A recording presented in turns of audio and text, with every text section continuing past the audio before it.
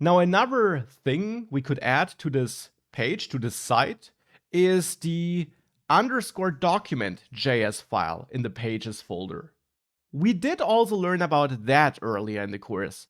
It allows us to define the general structure of our page and, for example, set an attribute on the HTML element itself or add extra entry points, extra elements, which we could use with React Portal. And I want to use a portal in the next lecture, so I will add this document here.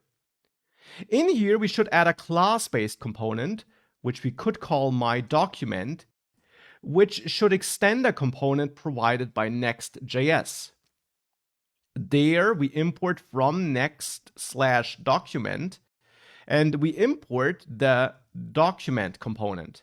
And whilst we're here, we can also already import a couple of other components. These are imports we should add between curly braces, though. And that would be the HTML and the head component, which is different from the head component we just used. This head component here should only be used for setting up this document here. And then also import main and next script. And then myDocument should extend document.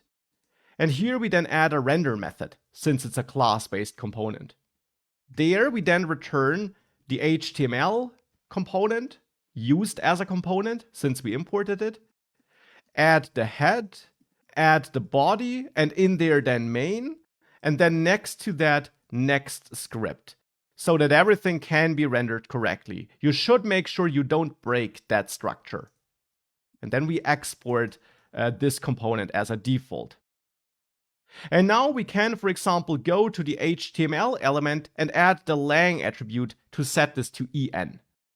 And that's something which we can't do otherwise, but which we can now do thanks to this underscore document JS file. And hence, if we do that, and we then quit the dev server and restart it, which is required if you added your own underscore document JS file, at least for me at the moment it is required.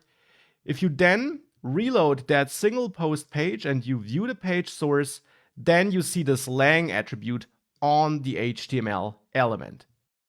So that now also works. And therefore adding this extra metadata with the head component and adding this underscore document JS file is something you typically also want to do to make sure that you do prepare your page not just visually for your visitors, so what they can see, but that you also set the correct metadata.